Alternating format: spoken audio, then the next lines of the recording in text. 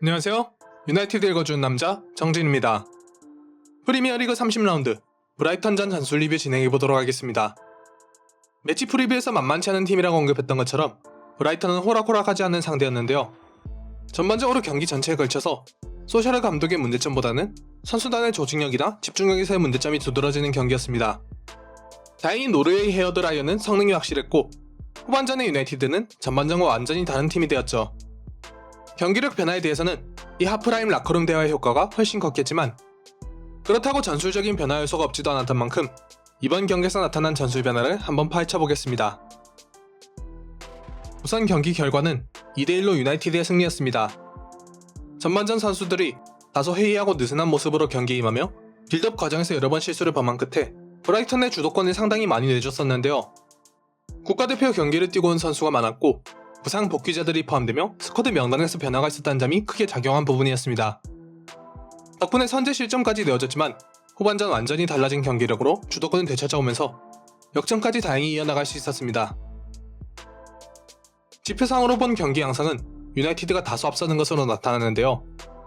전반전 유나이티드가 전반적으로 점유하는 가운데 브라이턴이 효율적인 역습 패턴으로 기회를 창출했던 것과 달리 후반전에는 브라이턴이 슛 하나 제대로 기록하지 못할 만큼 유나이티드가 지배하는 흐름이 이어졌기에 이런 결과가 나타났습니다. 양팀의 선발 라인업은 다음과 같습니다. 우선 유나이티드의 경우 4-2-3-1 포메이션을 들고 나왔는데 가장 눈에 띄는 부분은 역시 카바니의 복귀와 포그바의 볼란테 기용이었습니다. 마샬이 국가대표로 차출된 기간 동안 시즌 아웃이 예상되는 큰 부상을 당했고 카바니가 성공적으로 핏을 끌어올린 끝에 마침내 선발 출전한 것인데요. 경미한 부상이 있었던 그린우드와 레시포드가 모두 출전 가능하게 되면서 소샤르 감독은 이후 설명할 전술적인 이유로 포그바를 최근 기용하던 윙포드 위치가 아니라 볼란테 위치에서 다시금 출전시켰습니다. 브라이턴의 예상 라인업은 지난 뉴캐슬과의 경기에서 나타난 것과 토시 하나 다르지 않고 같았고 매치 프리뷰에서 예상했던 라인업과도 완전히 동일했습니다. 매치 프리뷰에서 언급했던 것처럼 트로사르가 전진하며 웰백과 무페가 좌우로 찢어지는 패턴이 그대로 나타났고 이후에 윙백으로 출전하며 전개 여유를 얻은 파스칼 그로스와 모데르를 활용한 넓은 측면 공격, 스토퍼들의 오버랩 지원을 통한 변칙 백포 형태까지 경기 전반에 걸쳐서 다양한 전술 포인트를 두루 찾아볼 수 있었습니다. 본격적인 전술 리뷰를 진행해보자면 라인업에서 살펴볼 수 있듯 브라이턴의 이번 경기 컨셉은 경기 초반 자신들의 축구를 구사하겠다는 포터 감독의 강단 있는 선택이었지만 이른 시간에 선제골을 득점한 이후론 다른 경기들에 비해서 유독 보수적인 선택이었습니다. 흔히 짧은 패스를 통한 빌드업을 잘 풀어내는 팀인데도 불구하고 이번 경기에서는 유독 측면 뒷공간을 향하는 롱패스를 자주 시도한 것인데요. 여기에 큰 기여를 하였던 것이 공격수들의 측면 피닝이었습니다. 브라이턴은 빌드업 단계에서 측면으로 넓게 벌린 웰백과 무페를 지속적으로 사이드백의 공간에 배치시키면서 측면 피닝을 유도하였는데요. 빌드업 단계에서 이런 작업이 이뤄지면 센터백이 커버하기엔 너무 리스크가 있고 그렇다고 포그바나 프레드가 커버하기엔 동선이 길어진다는 문제점이 있었습니다.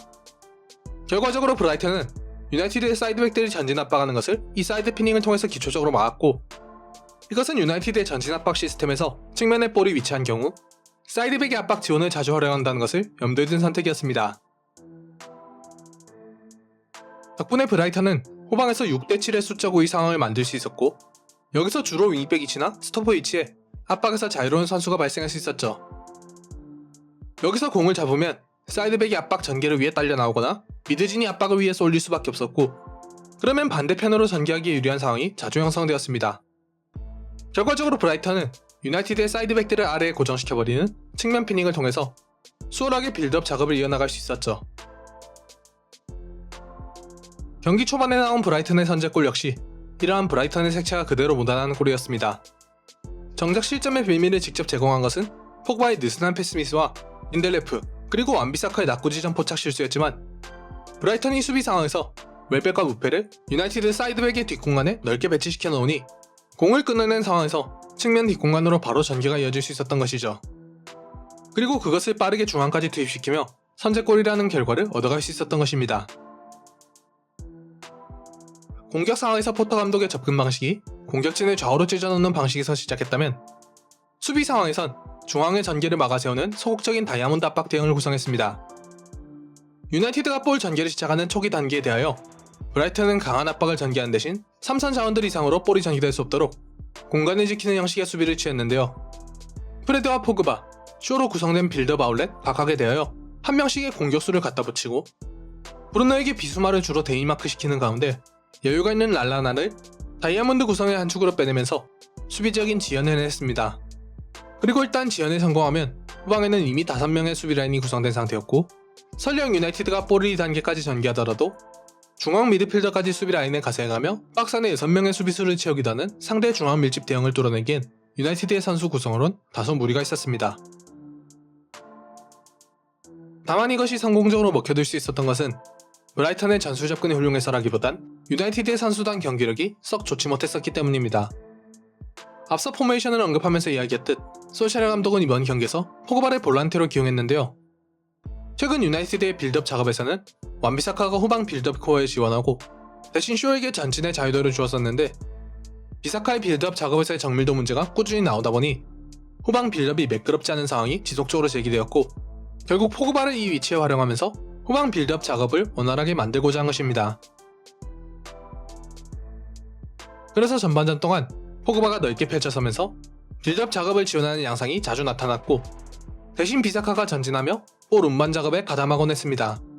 일단 속도를 붙이고 전진하는 상황에서 다소 정밀도가 떨어져도 흐름을 살릴 수 있는 패스를 하는 측면에선 비사카의 패스 정확도 문제가 크게 두드러지진 않았기에 이것은 분명 유효한 선택이었습니다. 실제로 우측 전진 과정에서 그린우드, 카바니, 브루노 등의 선수와 함께 볼을 간결하게 주고받으며 공격 활로를 여는 작업이 종종 나오기도 했죠. 문제는 유나이티드의 이런 시도가 먹혀들기엔 선수단의 실수가 너무 잦았다는 것입니다. 브루노가 비수마에게 묶인 상황에서 유나이티드는 포그바에게 상당히 많은 부분을 의존해야 했습니다. 빌드업 자원을 지원하면서 공격에서 창조성을 발휘하기까지 다소 복합적인 임무를 부여받은 포그바는 그러나 잦은 패스 미스를 범하면서 기대에 부응하지 못했죠. 그 결과 유나이티드는 속공 찬스를 제대로 살리지 못한 상황에서 의미 없는 지공 상황으로 넘어가는 경우가 많았는데 브라이턴의 중앙 밀집 구조를 뚫기에는 안으로 밀고 들어가는 유나이티드의 선수단에 다소 아쉬움이 컸죠. 레시포드는 마치 관우가 오간 돌파하는 것 마냥 쉴 새 없이 상대 3명의 수비수를 앞에 두고 드리블을 시도했고 그린우드는 안으로 접혀 들어왔음에도 제대로 기회를 만들어내지 못했으며 카바니 역시 영향력이 떨어졌습니다. 측면의 쇼와 안비사카가 창조성을 발휘해줘야 하는데 마찬가지로 박스 안으로 밀고 들어가는 쇼는 레시포드 쪽에 밀집한 수비를 마주하는 것이 일상적이었고 완비사카의 부정확한 크로스론 브라이턴의 높이를 뚫어낼 방법이 없었죠. 결과적으로 끌려가는 상황에서 전반전이 마무리되었고 전술 변화가 시급했습니다. 브라이턴이 전반전 매우 효율적인 경기를 선보인 것에 비해서 유나이티드는 헛심만 뺐을 뿐 제대로 공격적 성과를 거두지 못했었으니까요. 그리고 솔샤르 감독은 그에 대해서 성공적으로 화답했습니다.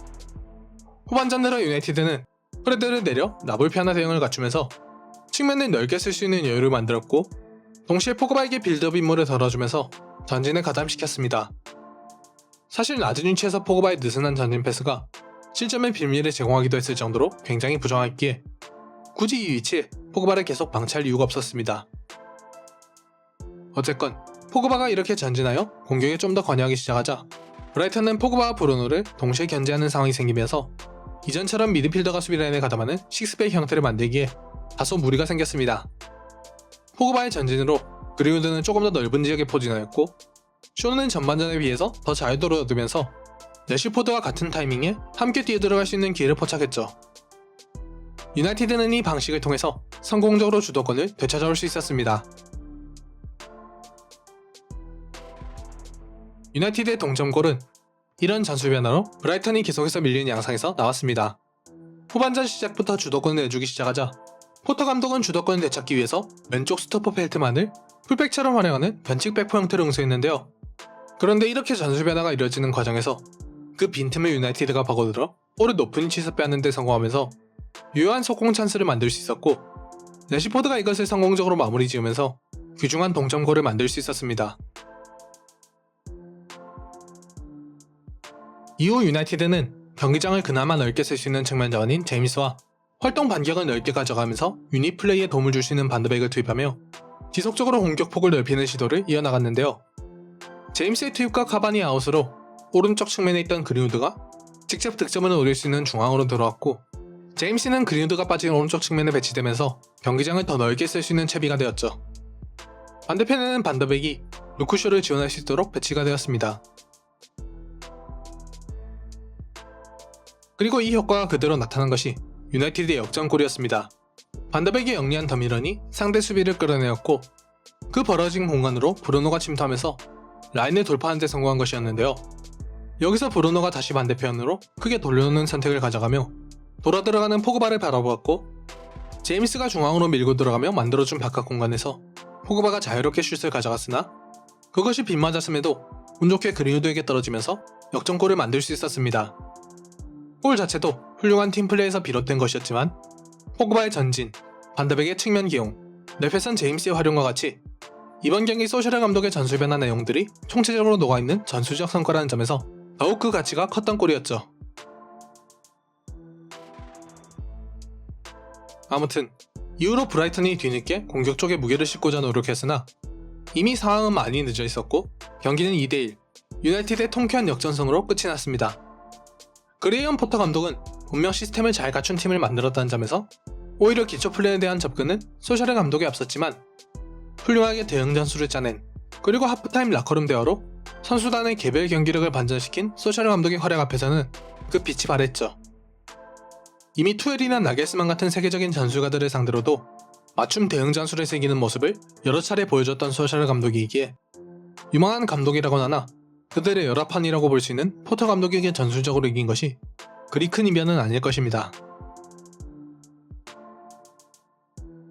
후반기를 기분 좋은 역전승으로 훌륭하게 열었습니다. 유로파 리그에서는 우승을, 리그에서는 시티를 끝까지 따라가는 뒷심을 노려야겠죠. 쉬운 일정이 거의 없지만 계속해서 나아가며 발전하고 있다는 것을 소셜 감독이 이번 경기를 통해 여실히 보여줬다는 점에서 기대를 갖고 응원하며 앞으로의 일정을 지켜보면 좋지 않을까 그렇게 생각을 해봅니다. 오늘의 영상은 여기까지입니다. 영상이 유익하셨다면 좋아요와 구독, 알림 설정까지 눌러주세요. 다음번엔 더 알차고 재밌는 유나이티드 이야기로 찾아오겠습니다. 지금까지 유나이티드 읽어준 남자 정진이었습니다.